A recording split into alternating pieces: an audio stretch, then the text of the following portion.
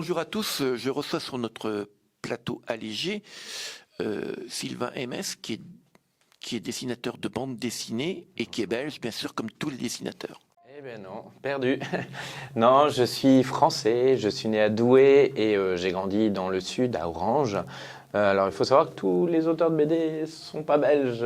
On a des Français, des Québécois, des Belges, des Serbes, il y en a un peu partout. Est-ce qu'on devient dessinateur de BD dès le berceau ou comment ça vous est venu cette envie de faire de la BD? Alors au plus profond de mon cerveau, je regarde bien, je crois que j'ai commencé à 10 ans.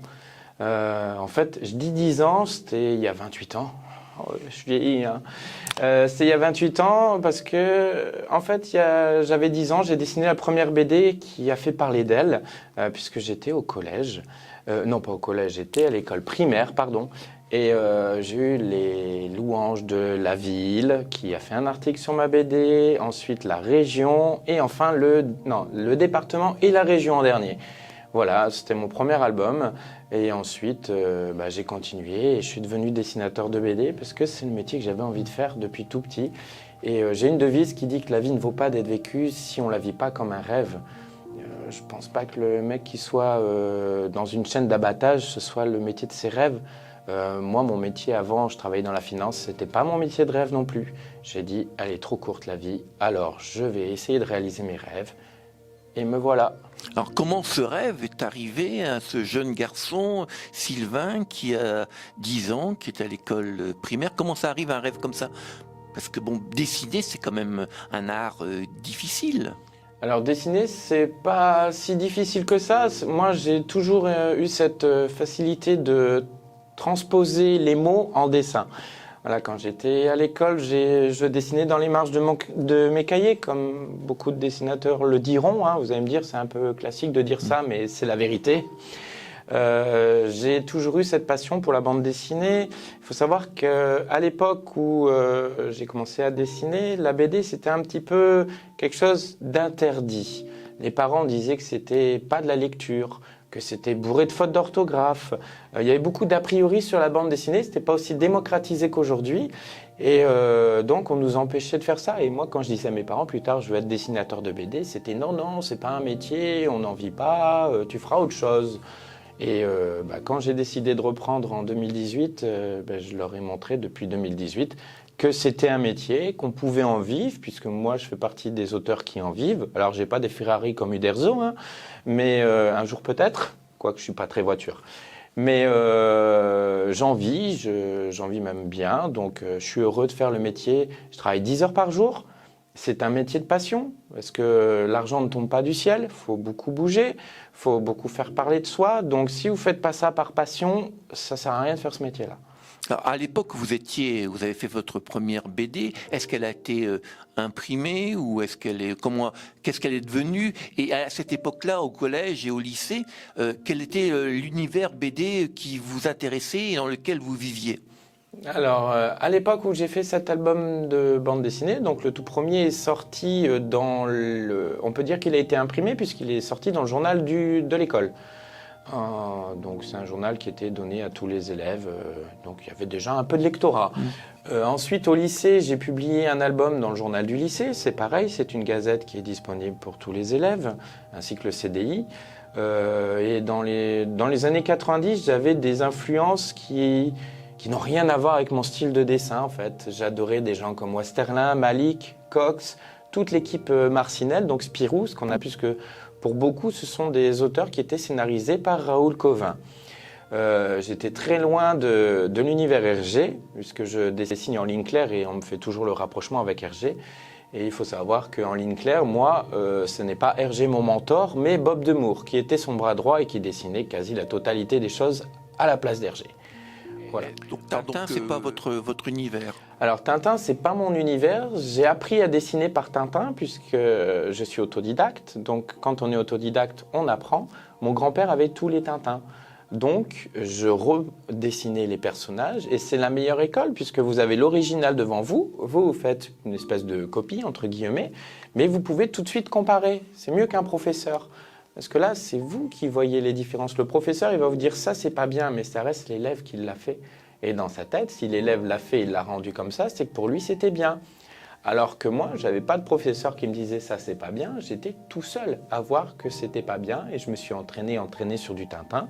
Et c'est pour ça qu'aujourd'hui je suis très habile en ligne claire et que j'ai choisi ce mouvement graphique que j'ai mélangé aussi avec l'école Dupuis, avec les personnages qui ont des grosses oreilles et des gros nez que vous ne verrez pas forcément dans Tintin, pour créer mon univers graphique autour des aventures d'Elias. Alors pour finir sur ces 2 albums qui ont été imprimés dans les journaux du collège et du lycée, c'était quoi la thématique? Les 2 personnages, donc c'était les aventures de Greg Sterling.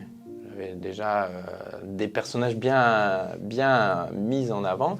C'était donc le jeune frère de Tintin qui était agent secret. Voilà, donc il y avait l'influence Tintin qui était dedans puisque c'était son frère.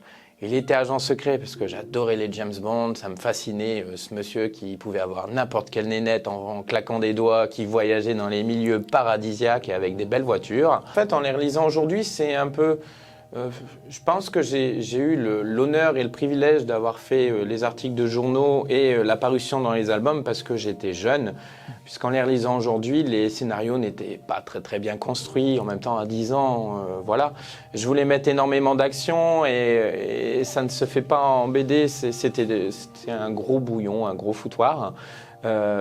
Aujourd'hui, ce serait impossible d'éditer des BD comme ça, puisque le lecteur ne suivrait pas, puisqu'il n'y a pas d'histoire en fait. C'est vraiment, c'est une succession d'actions, comme si vous regardiez un making-of de film. Donc après cette production scolaire, vous avez trouvé du travail dans la banque. Voilà, j'ai fait des études après ces 2 productions, donc je suis parti sur un cursus scolaire pour travailler en tant que... Alors j'ai fait un DUT technique de commercialisation avec option banque, et après j'ai atterri dans un groupe bancaire européen où j'ai fait quand même pas mal de temps. Et en 2014, j'ai mon meilleur ami, donc Quentin Elias, plus ma grand-mère qui sont décédés le même jour. Et je me suis, pour faire mon deuil, replongé dans le dessin. Et mon meilleur ami, donc Quentin Elias, était le leader du groupe Alliage. Vous savez, le boys band des années 90, donc des mecs super bien gaulés qui dansaient pour des minettes et qui chantaient, voilà, comme ils chantaient. Et lui, il m'a toujours dit, de toute façon, quoi que tu fasses, il faut toujours aller au bout de ses rêves. Et que quoi que tu fasses, les gens, il y en aura toujours qui aimeront et d'autres qui n'aimeront pas. Et tant que tu satisfais des gens et que tu fais plaisir à des gens, il faut continuer ce métier. Et c'est ce que je fais aujourd'hui, parce que il y a beaucoup de gens qui n'aiment pas ce que je fais, puisqu'ils jugent que cette BD est has-been ou rétro. Mais il y en a énormément qui viennent me voir en me félicitant de continuer ce mouvement graphique, en me disant « Ah, c'est bien ce que vous faites, on adore, on ne voit plus des albums comme vous faites aujourd'hui, c'est super, continuez ». Et c'est cela qui m'intéresse, parce que les gens qui n'aiment pas, c'est pas grave, il y a plein d'autres BD, il y a 5000 ouvrages qui sortent par an, lisez les autres, il n'y a pas de problème. Moi, j'ai mon lectorat, j'ai les gens qui me sont fidèles, je leur voue un lien très particulier, puisque une personne qui vient me voir en dédicace, elle reste facilement une demi-heure, 3/4 d'heure avec moi. Allez voir les stars qui dédicacent les BD actuelles, c'est 5 minutes, merci, au revoir, au suivant, c'est de la chaîne. C'est ce que moi, je ne fais pas. Donc en 2018, vous quittez la banque pour vous mettre dans votre passion et aller au bout de vos rêves. Donc vous commencez à dessiner et surtout à faire éditer. Donc vous avez 2 héros, le commissaire Arthur, où il y a eu un seul petit, et Elias, donc en référence, je pense, à votre ami qui est décédé. Et là, il y a eu 6 tomes de... J'ai repris en 2014, comme je vous l'ai expliqué, en fait, quand j'ai perdu Quentin et ma grand-mère.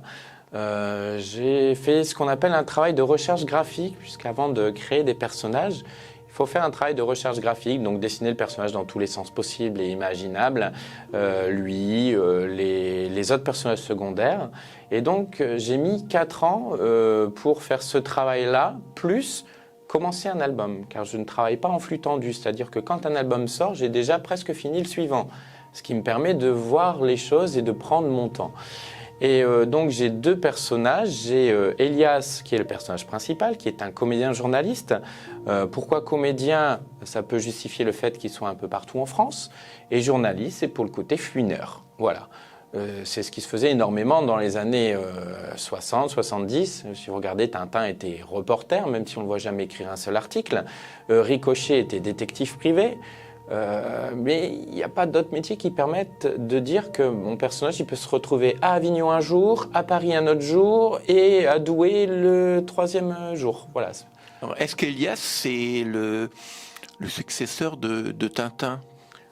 Alors, Elias, le successeur de Tintin, j'aime pas trop cette affiliation parce que Tintin est Tintin et Elias est Elias. Ce que je dis tout le temps, c'est que Hergé, quand il faisait des dédicaces, on lui disait souvent que Tintin ressemblait à Bécassine, ce qui n'est pas faux. Et moi, on me dit tout le temps que mon personnage ressemble à Tintin, ce qui, par contre, est complètement faux, puisque mon personnage me représente moi. Alors, vous me voyez là aujourd'hui sans lunettes, mais normalement, je porte des lunettes, puisque je vois rien à 10 mètres. C'était une représentation de moi en 2014. Et je l'ai un peu embelli, parce qu'il n'a pas ce petit côté grassouillé que j'ai. Enfin bref, on ne va pas mettre un anti-héros. Elias est Elias. Voilà. Si un jour j'ai envie de dire, voilà, je fais du Tintin, alors déjà c'est 70 ans après la mort d'Hergé, j'aurai 69 ans. Et puis ça m'intéresse pas, puisque reprendre une série, c'est être dans l'ombre d'eux. Et moi, je veux être reconnu pour étant l'auteur d'Elias et pas le repreneur de ça ou ça. Tant j'ai eu envie de faire des reprises, mais pas Tintin. Alors, on parle de reprises, hein, c'est la grande mode, parce que les dessinateurs, comme tout le monde, ils sont mortels. L'éditeur essaie de trouver d'autres dessinateurs qui vont reprendre la suite, dessinateurs ou scénaristes. Donc, comme Gaston Lagaffe, par exemple, hein, l'album est prêt à sortir, mais l'auteur a interdit que Gaston Lagaffe ait une vie après la mort de Franquin. Est-ce que vous a contacté par rapport à reprendre des bandes dessinées dont l'auteur ou le scénariste est mort? Alors pour répondre à votre question, je vais juste revenir sur le fait de Gaston. En fait, Franquin n'a pas interdit de reprendre. Il a vendu ses droits à un éditeur. Une fois qu'on vend les droits de son personnage, l'éditeur en fait ce qu'il veut. Maintenant, Gaston étant ce que c'est, il y a forcément une histoire d'argent avec les héritiers, puisque Franquin est décédé. Donc, à mon avis, le problème, c'est l'argent qui est posé sur la table qui ne suffit pas à l'héritière. Mais ça, c'est autre chose. Ça n'a rien à voir avec le monde de la BD.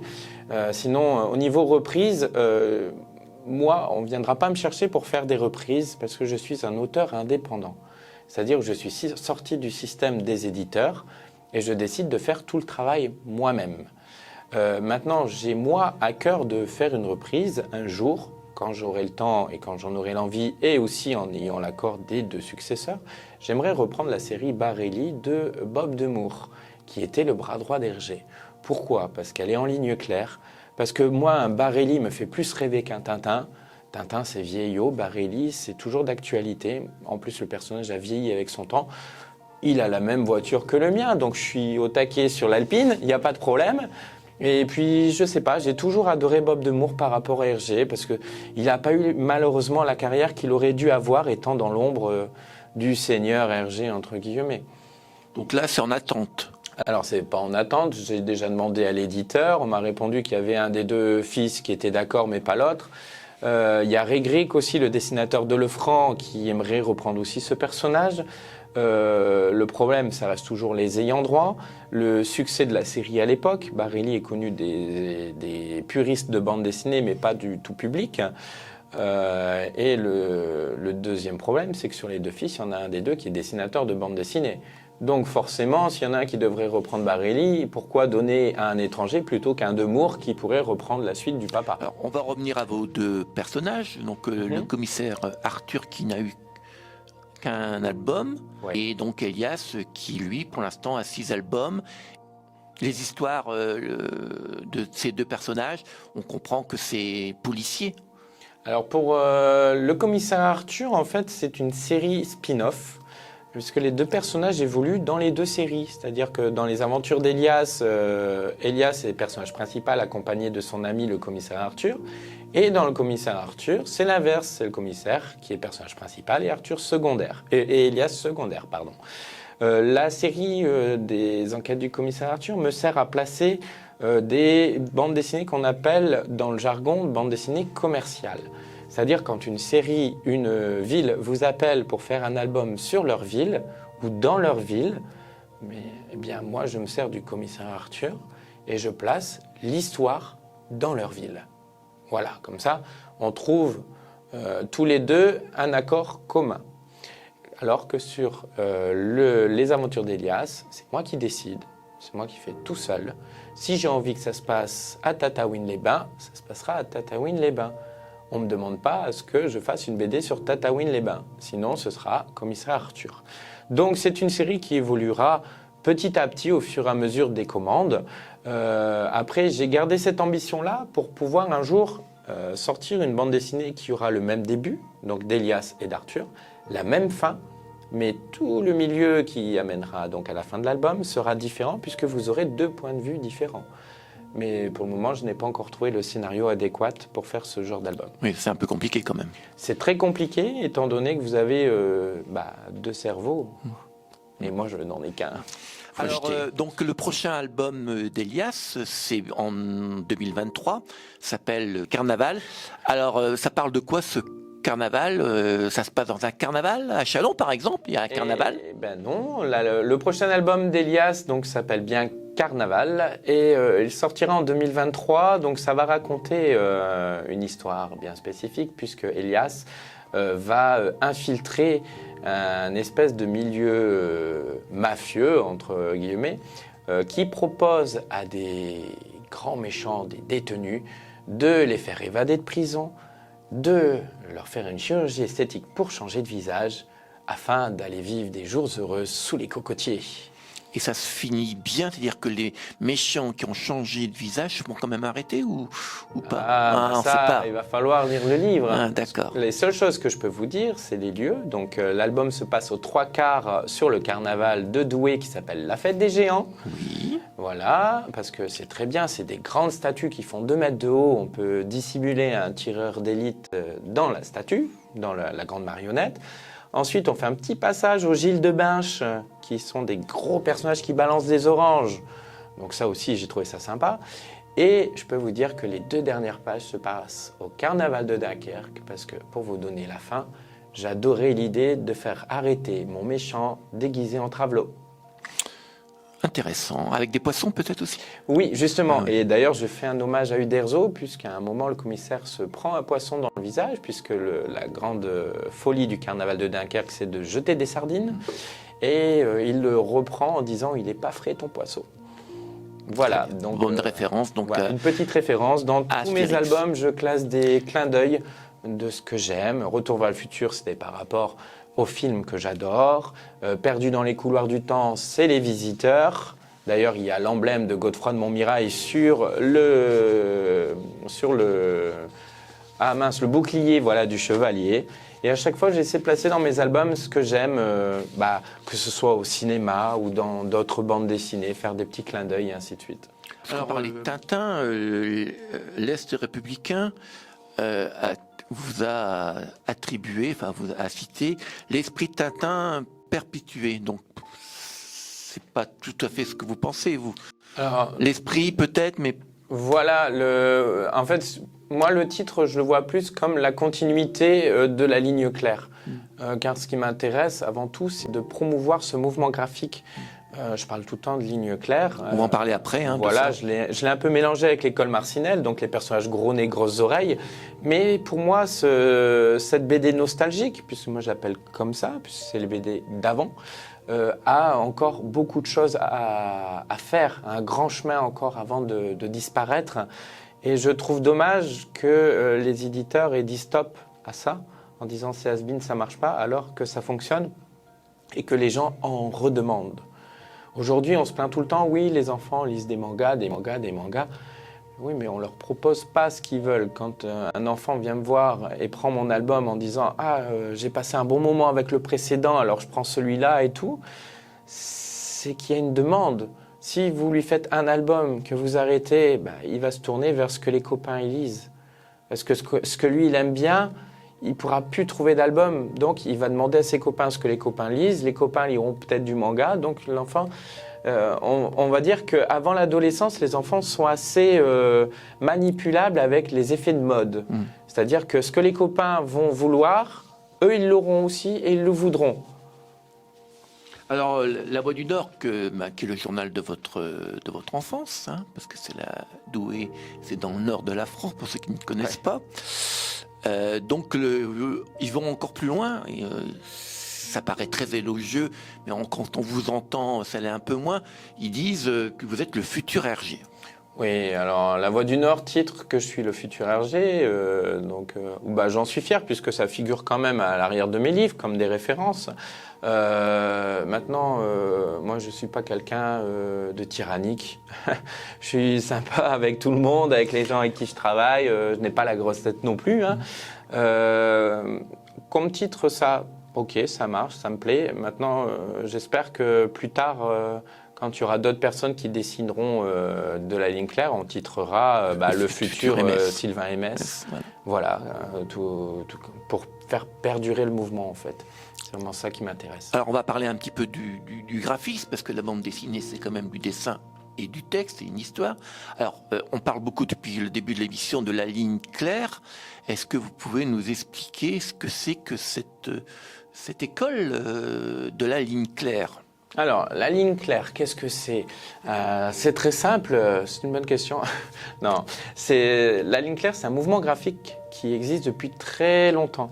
C'est le fait de proposer un dessin qui soit épuré, c'est-à-dire qu'à l'époque d'Hergé, une maison, c'était un carré, une fenêtre, une porte, un triangle pour le toit, et c'était tout. Si vous preniez les Tintins en noir et blanc, il n'y avait pas de décor. Ça suffisait. Aujourd'hui, on est obligé d'en mettre un peu plus puisqu'il y a la concurrence des autres auteurs qui chargent à mort les dessins, mais ça reste quand même très épuré. Et le but de la ligne claire aussi est d'avoir une continuité, pas d'épaisseur différente sur les arrondis du trait, ce qui vous fait donc travailler au feutre et pas à la plume. Parce que quand vous dessinez à la plume, quand vous faites un arrondi, vous avez un trait qui est largement plus épaissi puisque le pinceau va venir se poser, il y aura plus de surface du pinceau qui va épouser la feuille. Et il y a beaucoup moins de couleurs que par rapport aux BD actuels ? Oui, aussi dans la ligne claire, vous avez largement moins de couleurs étant donné que ce sont des aplats. C'est-à-dire que le tricot du personnage, il est vert, il n'y a pas de nuance de vert. Il y a quelques pliures qui sont dessinées, mais sans plus. Il n'y a pas d'ombre aussi. Il n'y a pas d'ombre sur la ligne claire. Donc j'en dessine un petit peu des fois de temps en temps parce que je ne fais pas de la ligne claire à 100%, comme je l'ai dit, je l'ai mélangé avec l'école Marcinelle, qui est l'école de la Maison Dupuis des années 90, avec les personnages grands nez, grandes oreilles, donc ce qui est ma référence à moi, mais je ne voulais pas dessiner des personnages élastiques, parce que quand on regarde Spirou, il a un corps normal, mais les jambes c'est des élastiques et les bras aussi. Voilà, moi je voulais dessiner quand même quelque chose d'un peu plus réaliste, c'est pour ça que je suis resté sur la ligne claire style Hergé. Alors donc vous faites tout, hein, de l'histoire, les personnages, les traits, etc. Et vous êtes maintenant presque, vous payez vos propres livres par le dispositif Ulule. Aujourd'hui, je suis dessinateur, encreur, coloriste, scénariste avant tout, mais également éditeur. Et j'ai un schéma commercial différent, étant donné que je passe par une plateforme de financement qui s'appelle Ulule, pour ne pas la citer, qui me sert à promouvoir les albums. C'est-à-dire les gens précommandent l'album avec une dédicace qui est payante, ce qu'on appelle une commission, ce qui permet à la fin d'arriver à un objectif. Et cet objectif me permet de sortir les ouvrages.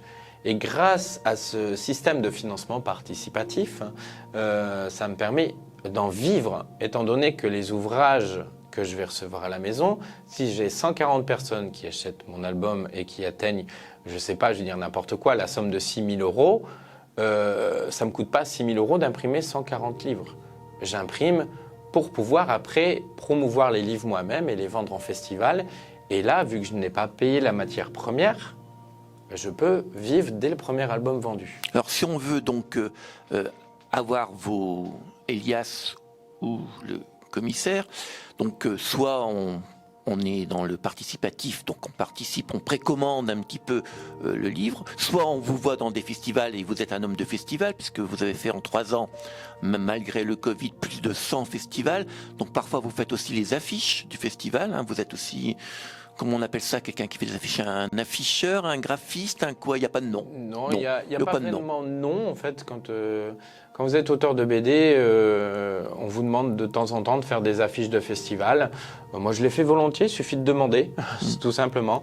Et puis voilà, vous avez l'affiche, ça permet déjà de montrer le style du festival et d'attirer aussi avec l'affiche, puisque je fais du tout public, donc ça attire tout le monde. Alors les affiches sont pas en ligne claire, elles sont plus colorées. Non, elles sont en ligne claire aussi. Non, je respecte mon travail en fait. C'est si on vient me voir en me demandant je veux une affiche manga, je dirais non, je sais le faire, mais non, je veux pas le faire. C'est moi, c'est la ligne claire et pas autre chose.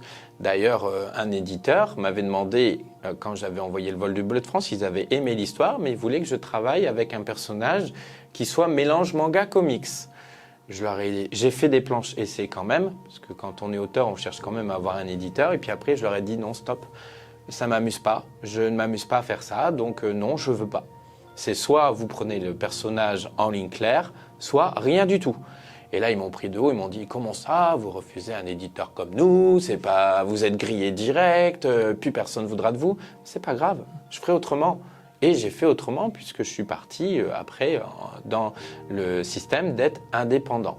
Et aujourd'hui, ces éditeurs-là reviennent me voir parce que aucun de leurs auteurs fait autant de festivals que moi. Tous les week-ends, je suis en représentation, que ce soit en librairie, en festival, quand je ne suis pas en vacances, mais je ne prends pas beaucoup de vacances. J'ai même moins qu'un salarié en vacances. Donc vous voyez, je prends 4 semaines alors qu'un salarié en a 5. Donc ils n'ont pas beaucoup d'auteurs qui fassent autant de festivals que moi. Et qui vendent autant aussi, puisqu'en festival, je vends bien, j'ai du monde. Alors certes, je n'ai pas les mêmes chiffres que les autres, parce que les autres sont en librairie et n'importe qui peut les acheter. Même en faisant leurs courses, les gens peuvent acheter un album. Moi, je ne vends que en présentiel. C'est-à-dire que les gens qui achètent mon album ont forcément une dédicace dedans. Mais quand on fait un ratio par rapport au nombre de festivals et au nombre de dédicaces que je fais, je vends autant, voire plus qu'un de leurs auteurs. Alors si je vais pas au festival, si je peux pas, j'ai pas précommandé sur Ulule, je peux pas lire vos ouvrages? Si, quand même. JM Édition donc a un site internet qui s'appelle jmedition.com avec un trait du 6 entre les deux et édition plurielle. Et vous pouvez retrouver aussi mes albums en lecture numérique sur la plateforme Isneo, qui est une plateforme de location de livres comme en bibliothèque. Et je viens de signer un contrat pour une autre plateforme de lecture en ligne aussi, mais sous une autre forme, puisque là, ce sera sur téléphone portable. Donc Amazon, on oublie. Amazon, on oublie. C'est les géants qui vous imposent des choses, on les oublie directement, puisque je ne veux pas travailler. Je pars du principe où le patron d'entreprise qui gère tout ça, c'est moi. C'est pas à eux de me dicter, voilà, on va travailler avec vous, ce sera comme ça. Non, ça marche pas comme ça. Il n'y a pas de rapport de force. Si on est à égalité, c'est soit vous suivez dans mes conditions de vente, soit vous me suivez pas. Et Amazon vous impose, il faut savoir une chose, c'est quand vous travaillez avec Amazon, votre commande est faite, vous avez 24 heures pour l'envoyer, ce qui veut dire pas de vacances. C'est inadmissible. C'est totalement inadmissible et en plus ils prennent 60% du prix. Non. C'est pas eux qui font le boulot. Alors, l'échelonné, ils auront quand même la chance de vous voir, pas pour un festival, parce que bon, les festivals de la BD, c'est pas à cette époque-là, mais ils auront la chance de vous voir lors d'une dédicace qui aura lieu à l'espace culturel du centre commercial de Leclerc. À quelle date ? Alors, le 18 juin, si je ne me trompe pas, je suis désolé parce que je ne suis pas très date.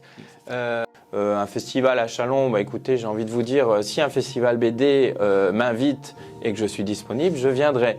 Maintenant, les festivals, ce n'est pas l'auteur qui décide d'aller en festival, c'est bien l'organisateur du festival qui vous invite ou non. Si ça tiendrait qu'à moi, j'aurais acheté une camionnette, j'irais dans tous les festivals de France. Voilà, mais ça n'est pas moi qui décide. Ce qu'on recherche quand on fait une séance dédicace, c'est avant tout l'échange avec le lectorat. Moi, ça ne m'intéresse pas de prendre mon album, faire le dessin, merci, au revoir, suivant. Moi, je discute avec les gens, je reste une bonne demi-heure, 3/4 d'heure avec chaque personne.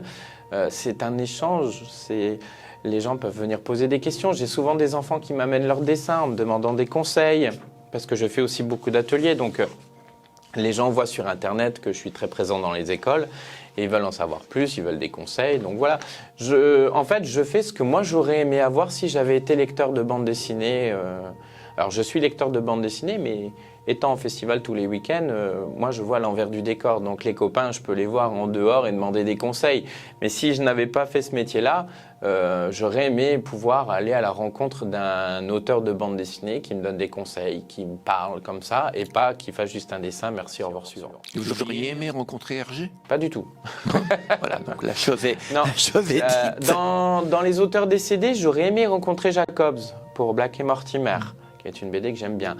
Bob Demour, que je n'ai non plus pas rencontré, puisqu'il est décédé en 92, j'ai commencé en 90.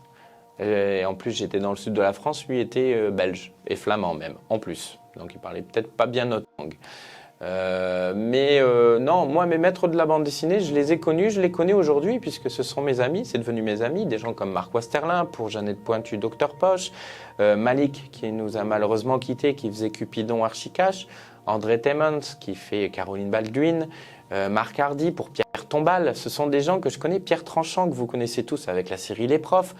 Et il y en a des milliers comme ça, enfin peut-être pas des milliers, on va dire des dizaines, allez. C'est des gens que je côtoie, que je connais et avec qui je suis devenu ami et j'en suis très fier parce qu'entre nous, il n'y a pas la concurrence que se font les éditeurs. C'est-à-dire qu'entre nous, on est toujours bienveillants, on se donne des conseils, on se parle. Il n'y a aucune concurrence, c'est pas parce que l'auteur est à côté de moi qui vend plus que je vais être jaloux de ce qu'il fait. Bon, vous en trouverez toujours des jaloux, des aiguerris comme ça, mais...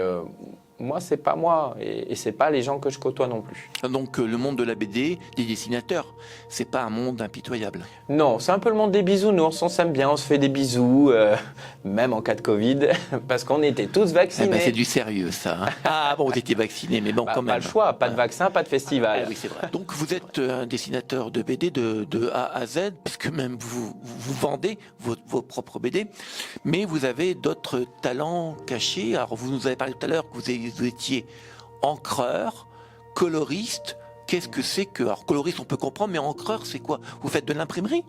Non, en fait, il y a plusieurs étapes dans la bande dessinée. Donc le métier d'encreur, c'est la personne qui va repasser vos traits de crayonné. C'est-à-dire que quand vous faites vos crayonnés, c'est un peu un bafouillis de petits traits qui vont constituer le personnage. Donc c'est un brouillon, en quelque sorte. Et l'encreur va être la personne qui va repasser, choisir le bon trait pour ne laisser plus qu'un seul trait, que ce ne soit plus brouillon, effacer les traits de perspective et les traits de construction. Donc c'est un métier puisque quand on passe du crayonné à l'ancrage, il peut y avoir une déperdition et que le dessin devienne fade. Donc c'est aussi un métier. Et pourquoi c'est noté dans mon CV, entre guillemets? Parce que simplement je peux le faire pour d'autres. Je ne suis pas obligé que d'en créer mon propre travail. Dans notre métier, on peut aussi travailler pour les copains et faire aussi l'ancrage pour un tel, ou la couleur pour un tel ou un tel. Je suis aussi coloriste, c'est-à-dire que je sais mettre en couleur, je sais marier les couleurs pour qu'il y ait un bel ensemble, et ça, je peux le faire aussi pour d'autres personnes. Vous pouvez le faire, est-ce que vous l'avez fait? Alors, je ne l'ai pas fait, je l'ai fait pour moi, déjà, c'est aussi une casquette. Il faut savoir que je sors 2 Elias par an, ce qui est déjà un très gros travail. Ensuite, j'ai une revue qui s'appelle Ligne claire, les amis de Sylvain Hermès, qui est une revue que l'on ne peut avoir que sur abonnement. Donc, c'est 32 pages qui sortent avec des BD inédites, avec une espèce de making-of de chaque album, où j'explique, je leur raconte mon état d'esprit, ce que j'ai voulu raconter, et ainsi de suite. Des extraits d'interviews, quand je fais des interviews à droite ou à gauche, enfin plein de choses. Donc, c'est 4 sorties au total, puisqu'il y a 2 revues plus 2 albums, qu'il faut dessiner et faire tout seul.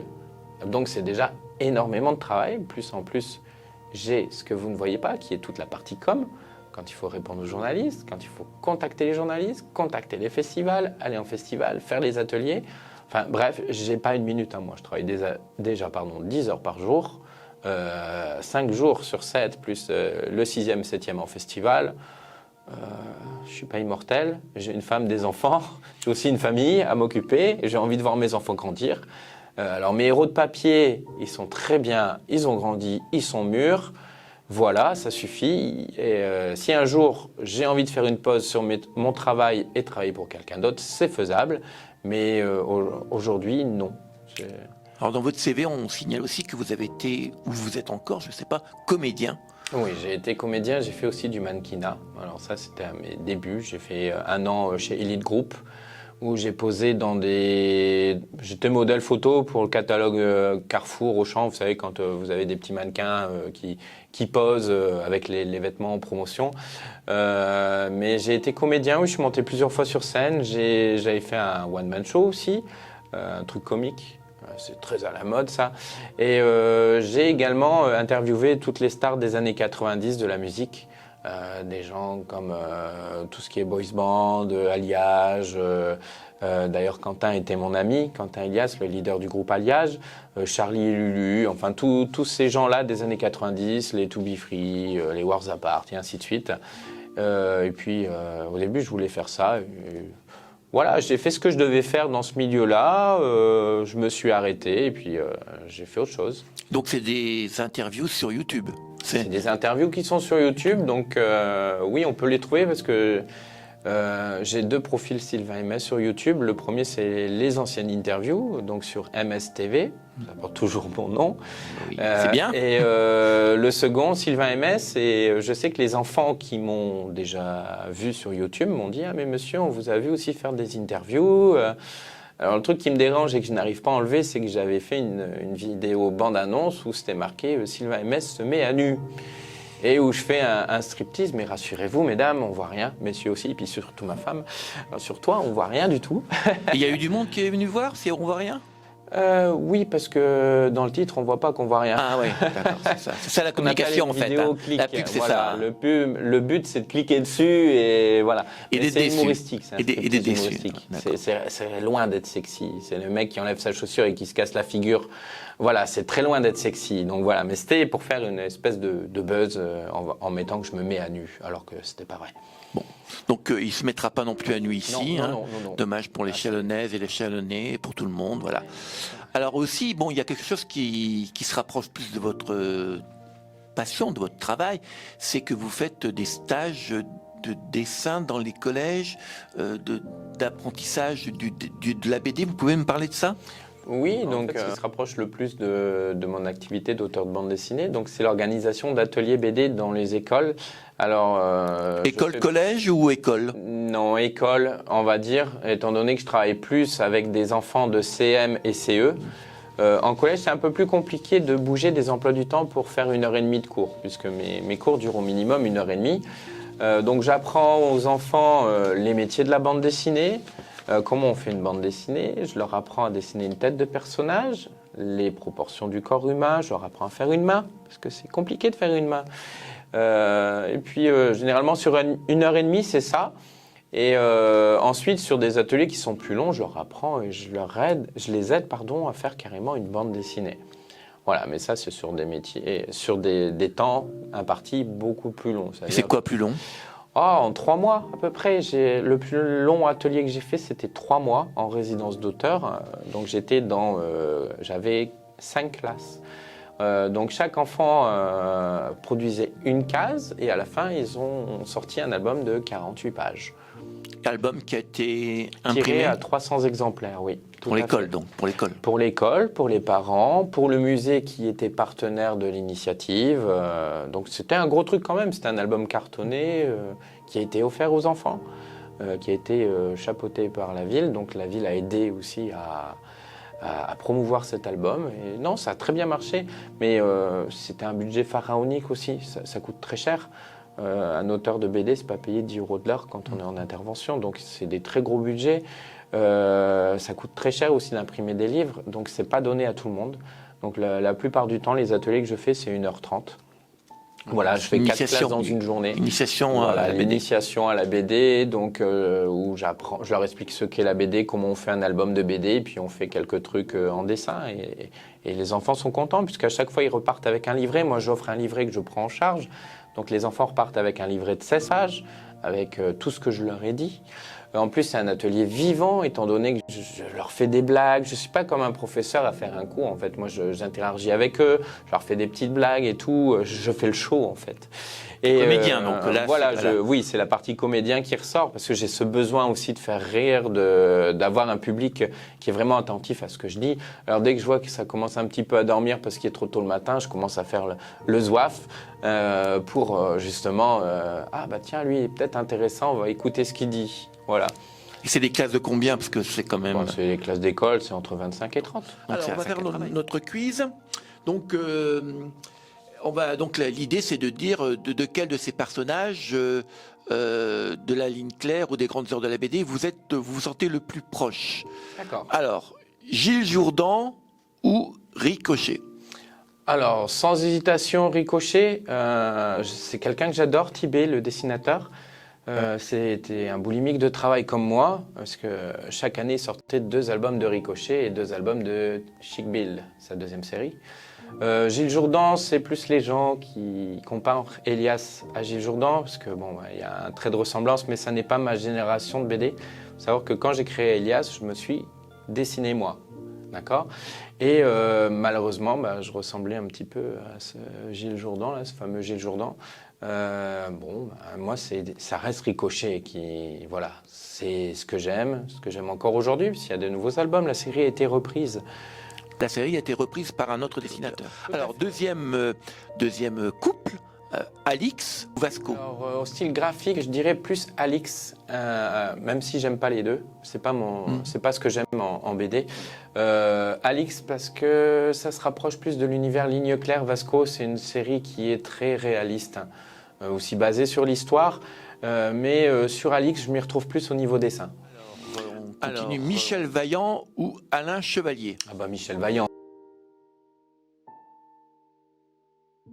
est un copain, donc forcément, on va plus sur Michel Vaillant.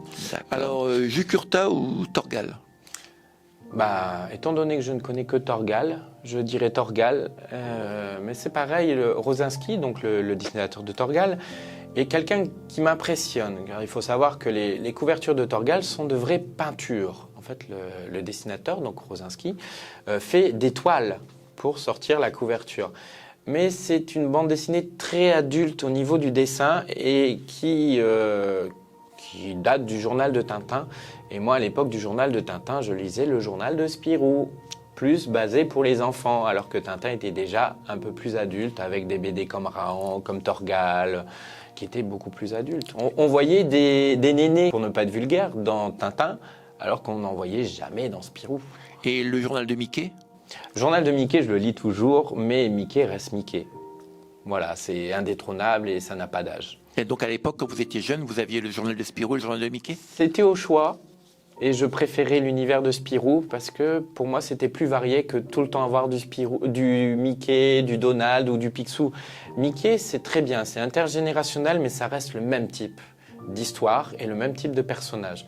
Dans Spirou, c'était tout le catalogue du Puy, donc vous pouviez avoir de l'humour, des histoires à suivre dans des univers différents. On avait du Papyrus qui nous parlait de l'Égypte ancienne, on avait de l'Agent 212 qui était humoristique, on avait Yoko Tsuno qui était la science-fiction spatiale.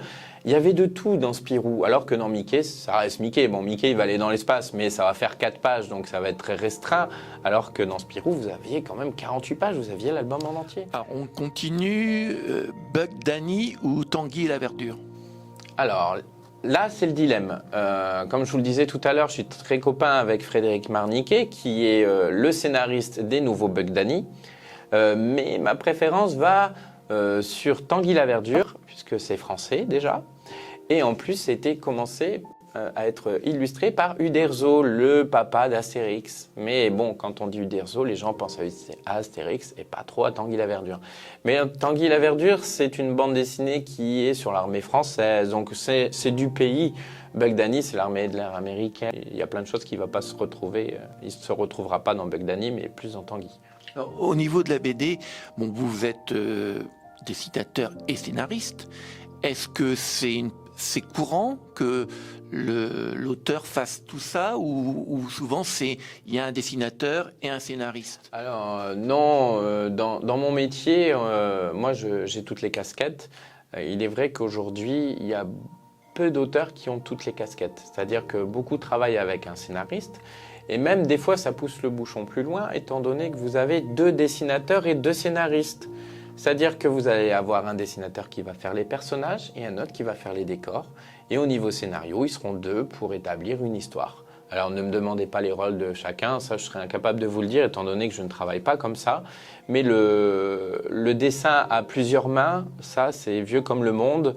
Avant c'était ce qu'on appelait des studios, comme les studios Peyo, les studios Uderzo. Hergé? Voilà, et les studios Hergé, où vous n'aviez qu'un seul nom sur la couverture, mais où vous aviez 50 auteurs qui dessinaient à la place d'eux. Donc maintenant, le fait ça serait plus possible, le fait de mettre que Hergé alors qu'il y a plein d'autres gens qui travaillent. Alors, plus possible, si, ça reste toujours possible. Ça dépend de l'ego aussi de l'auteur, j'ai envie de dire. Avec Hergé, s'il serait encore vivant, ça continuerait à être Hergé, parce qu'il avait un ego surdimensionné, on va dire, sans vouloir lui manquer de respect, hein, quand même. Mais aujourd'hui, ce qu'on se rend compte, c'est que quelqu'un qui fait ce métier-là, c'est pas pour être dans l'ombre. C'est pour être dans la lumière. Quand on fait un métier artistique, c'est pour laisser une trace de notre passage sur Terre. Donc, que les gens nous reconnaissent par notre nom ou par notre physique, pour ceux qui font de l'acting ou ainsi de suite. Donc, forcément, travailler dans l'ombre, ça ne nous intéresse pas. Alors, on continue notre quiz. Barbe rouge ou barbe noire? Alors là, c'est 2 univers de pirates et ce n'est pas mon style de BD, donc je vais passer. Alors, dans les duos policiers, Tif et Tondu ou les casseurs? Tif et Tondu, parce que c'est exactement pareil, c'est l'école du Puy, c'est l'époque que j'ai connue, donc dans les années 90, Tif et Tondu était encore une BD connue. Donc je l'ai vu évoluer dans le journal de Spirou, alors que les casseurs, c'est une BD réaliste que je n'ai pas connue. Alors, les 3A ou les 4 As? Je dirais plus les 4 As, on se rapproche vraiment de la ligne claire, très Hergé, très BD enfant. Les 3A, c'est Tibé qui dessine, donc l'auteur de Ricochet. Mais je sais pas, c'était trop réaliste pour moi et c'était pas prépublié non plus. Il faut savoir que dans ma famille, on n'achetait pas des BD comme ça à tire-larigot, donc j'avais mon Spirou Magazine toutes les semaines. Donc j'ai aussi une culture BD très Dupuis. Forcément, Spirou et la promotion de Dupuis. Alors, les deux stars à part Tintin de la BD francophone, Astérix ou Lucky Luke? Alors, Astérix, pourquoi? Parce que je me marre plus avec l'humour de Goscinny, même si Goscinny écrit dans Lucky Luke. Lucky Luke, c'était époque Far West. C'est ce que je disais tout à l'heure. Je suis français, j'aime bien retrouver des trucs français dans la bande dessinée. Et en fait, une bande dessinée, ça sert aussi à ce que le lecteur rentre dans l'histoire. Et rentrer dans un truc de civilisation américaine qui ne fait pas partie de votre histoire, l'histoire populaire, hein, qui ne fait pas partie de vos mœurs, c'est beaucoup plus dur. Alors que Astérix, le Gaulois, nos ancêtres les Gaulois, ça parle à tout le monde en fait. Que le Far West, je suis désolé, j'ai jamais vu de paille voler en boule dans le village. Donc Elias n'ira pas faire une enquête chez les Indiens d'Amérique avec un cheval, tout ça, non. Elias reste en France, à part pour le premier épisode où j'ai décidé de l'envoyer en URSS, puisque ça se passe dans les années 80, pour rendre un clin d'œil au premier album d'Hergé qui était Tintin en PD soviète. Comme je le disais tout à l'heure, j'aime bien faire des clins d'œil, mais c'est le seul et unique album que je fais qui se passe en dehors de nos frontières. Black et Mortimer ou Harry Dixon? Black et Mortimer. Parce que Jacob, c'est quelqu'un que j'admire. Dans Black et Mortimer, vous avez de la science-fiction, ce qui ne se fait pas beaucoup en ligne claire. Et Black et Mortimer, je sais pas, c'est très long à lire. Hein. Quand vous lisez un Black et Mortimer, vous en avez pour plusieurs heures, parce qu'il y a du texte, il y a des dessins, il y en a partout. Mais ça reste la BD la plus adulte que je lis et dans laquelle je m'y retrouve encore aujourd'hui avec les reprises. Alors, et dans Elias, il y a beaucoup de texte ou pas? Dans Elias, il y a du texte, on va dire, il y a une hauteur de texte qui convient aux enfants. Donc Elias, c'est pour les 7 à 99 ans, c'est ce qu'on dit maintenant? On dit que c'est pour un lectorat de 7 à 99 ans, puisque avant on disait 7 à 77, mais l'espérance de vie a augmenté. Mais c'est avant tout pour les enfants. Le public visé reste les enfants.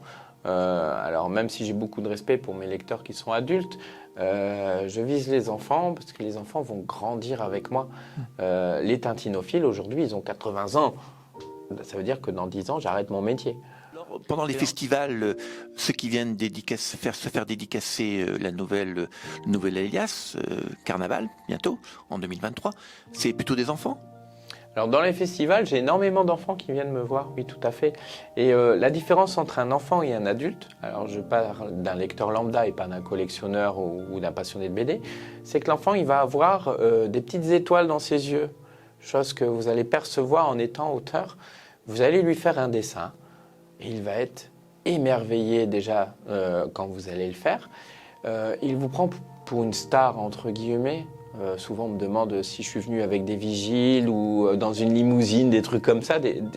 Leur vision des choses reste très enfant et très simplifiée. Ils ne voient pas les à côté, en fait. Ils voient que le côté positif.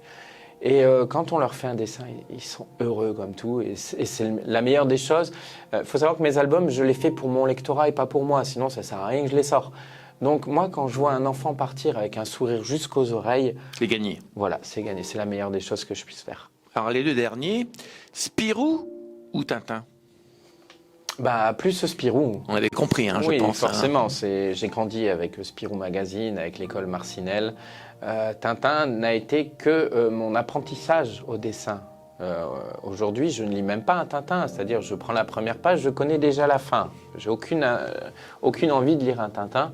Même si ça reste de très bonnes BD, attention, c'est pas ce que je dis. Hein. C'est juste que chacun a des goûts et que ce ne sont pas mes goûts. Moi, c'est vraiment Spirou. Alors, vos enfants, je ne sais pas s'ils sont à l'âge de lire. Si. Les Schtroumpfs. Alors, qu'est-ce qu'ils lisent? Les Schtroumpfs. Les Schtroumpfs. Les Schtroumpfs. Oui, mais ils sont encore petits, ils ont 2 ans et demi, 1 an et demi. Ah oui, en effet. Donc, ils connaissent les Schtroumpfs. Les Schtroumpfs. C'est pour ça que je disais une Schtroumpf. Ils les connaissent par les livres ou par la télé? Par la bande dessinée. Ah, bande dessinée. Non, un enfant avant 3 ans, on ne le met pas devant une télé. C'est pas bien. Donc c'est un message pour les parents qui... Voilà, avant 3 ans, il ne faut pas mettre les enfants devant la télé. Et on n'offre pas un smartphone à un enfant de 2 ans pour qu'il fasse des jeux sur son smartphone. Voilà. On les occupe autrement. On les occupe autrement, avec les bandes dessinées. Voilà, ils touchent le papier, ils sentent l'odeur de l'encre. Oui, et puis c'est une très belle odeur. Un truc tout simple, c'est que les Schtroumpfs, ça parle à tout le monde. Les enfants adorent. Je vous promets que quand je donne un album des Schtroumpfs à mes enfants, ils vont le feuilleter, ils vont y faire attention, ils vont pas le déchirer. Ils savent que c'est plus fragile parce que c'est pas comme leur gros livre en carton. Ils font attention et ils aiment bien parce que c'est des couleurs qui sont, comme moi, dans mes BD, c'est des aplats de couleurs. Donc il n'y a pas de difficulté visuelle, il n'y a pas grand-chose pour eux à comprendre parce que de leur univers de 2 ans et demi, il ne faut pas que ce soit trop chargé, sinon ils ne comprennent rien, forcément. C'est aussi ça l'avantage de la ligne claire, c'est qu'on va directement l'œil à l'essentiel, c'est ça. Hein. Voilà. On n'est pas perdu par plein de détails, plein de couleurs qui vous font oublier l'essentiel du message de la BD. Voilà, la ligne claire, c'est un dessin épuré. Donc forcément, pas de détails, le plus simple possible. Alors le dernier, c'est Elias ou le commissaire Arthur? Elias. Ah oui. Voilà, c'est le premier personnage que j'ai inventé depuis que j'ai repris la bande dessinée. C'est celui qui a le plus d'albums. Et c'est celui que je mets en avant. Et puis, c'est une représentation de moi. Donc, forcément, je me fais vivre, moi, des aventures, en quelque sorte. Donc, vous voyagez beaucoup en France à faire des enquêtes, à faire des reportages avec Elias, en fait. En fait, je voyage, oui et non, puisque mes albums se passent là où je fais des festivals. Donc je suis sur place le week-end pour dédicacer, mais aussi je vois, des fois on a des visites organisées, donc je prends des photos à droite à gauche.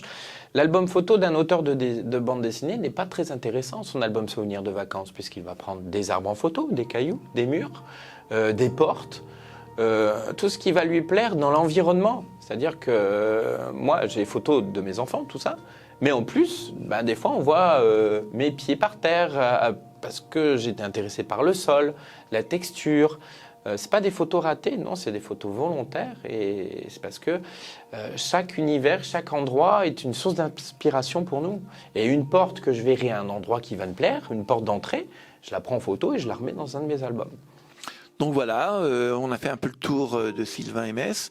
Donc si vous avez vu que c'est quelqu'un qui est très sympathique et qui parle bien de ce qu'il est et de son personnage Elias, puisque Elias et lui, c'est presque pareil. Voilà, c'est un espèce de jumeau, Ouais, mais c'est un maléfique. jumeau. Voilà, il n'est pas maléfique, donc voilà, contrairement à au dernier album, où c'était maléfique. Donc voilà, ben, si vous voulez le rencontrer et surtout discuter, parce que c'est quelqu'un qui aime ça, hein, discuter, et amener vos enfants, puisqu'il leur fera un dessin, et ils ressortiront avec un dessin, et ils sortiront avec le sourire.